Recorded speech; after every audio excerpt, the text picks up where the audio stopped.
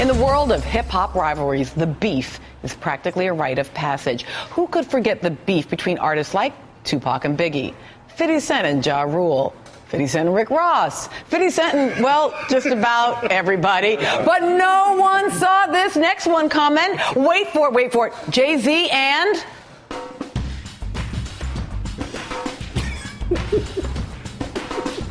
I'm sorry, but yes, none other than singer, actor, and civil rights activist Harry Belafonte. Earlier this week, Jay-Z responded to Belafonte's year-old criticism of Mr. Carter's lack of social responsibility.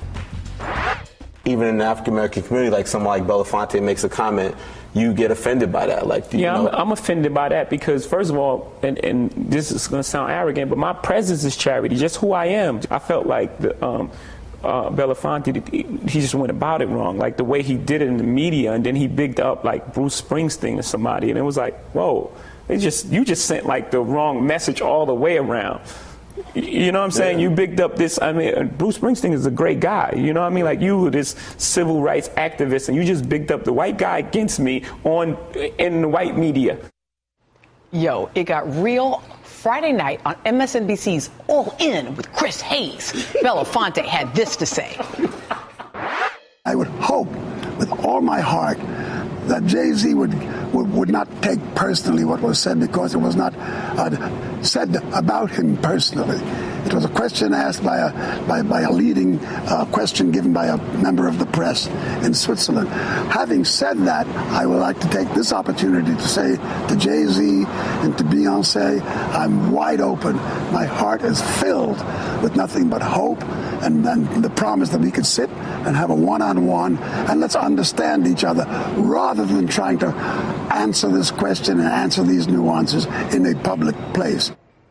Just think if Biggie and Tupac had handled it that way.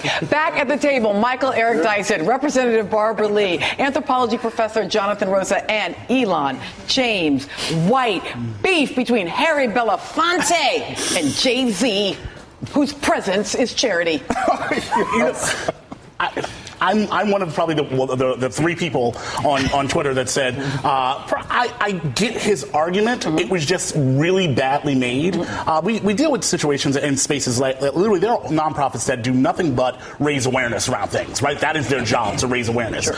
Jay-Z shows up somewhere, like the Trayvon March, or he automatically, that was the story. Everywhere it's like, like Jay-Z and Beyonce, Jay-Z and Beyonce. He did raise the profile of that particular event. So his presence in that sense. His presence did, in fact, add something to it. Now, please know, this is a terrible way of making this argument, and you can easily make the argument that as artists, especially once you grow to a certain level, that you could say you owe something back to the community, that you should speak out more and do these things. But it's not, you can't force people to do that, and two, when he does do it, it does kind of matter. So it's not just that he's a businessman, he's also a 501c3.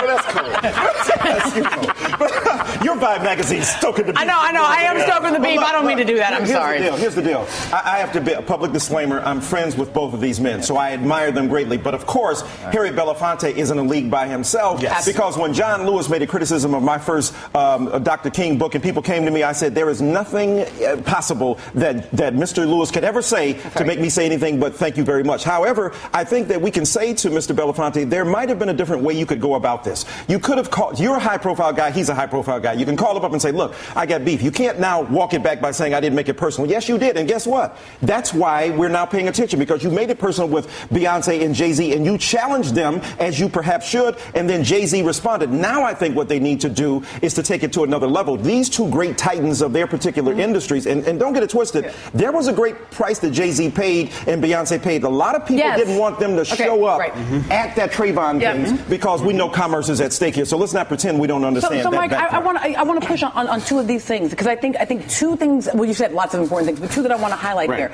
So one is the idea that I want to be really careful that we are meant. So Mr. Belafonte is undoubtedly in a class by himself. Like that's why it's kind of silly that they're having beef, right? Because you can't really have beef with Harry Belafonte because he wins, right? Everybody's a vegetarian. Right. But here's the issue. I do worry about the intergenerational thing that happens when what we do is simply sort of, bow at the feet of our elders, right? I do think that it is important for young people to be able to be critical of the civil rights generation. Yes. In part, it's part of what would make the CBC stronger. Like, we have to both revere them and push them.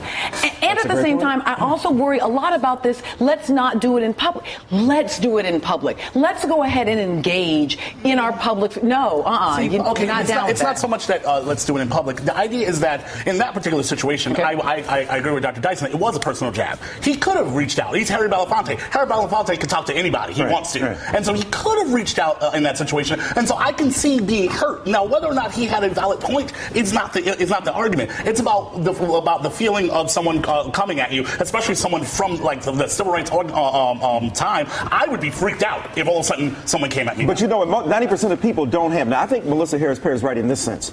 That's Jay-Z and Harry Belafonte. Most of us ain't got no access, ain't got telephone numbers or emails. So now we have to use the public forum to articulate disagreement and dissent. And guess what? It's all right. Because look, when it comes to President Obama, if you're an African-American person, you can't express criticism of him. Of course you can, but you do it out of respect for what the traditions are. At the same time, young people have to be able to, like Outkast, appropriate the past, use Rosa Parks' name to create a consciousness, and let's just not sue. Congresswoman, I want the CBC and President Obama to have beef, right? In the sense that I want them to be able to be jointly critical and engage publicly with one another. Yes. Sure. Well, we're three branches of government. Yes. The Congress has its responsibility to represent their districts and also to put forth an agenda that speaks to those who have been shut out of this country's economic and social system. And so we absolutely have a duty and responsibility to push hard and push the envelope on behalf of the country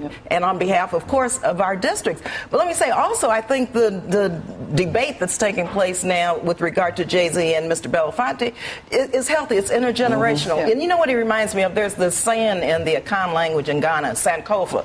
In order to move forward, you have to understand your past. Mr. Belafonte not only was a great entertainer, he was very active in the civil rights movement. So there could be a Jay-Z and a Beyonce and others.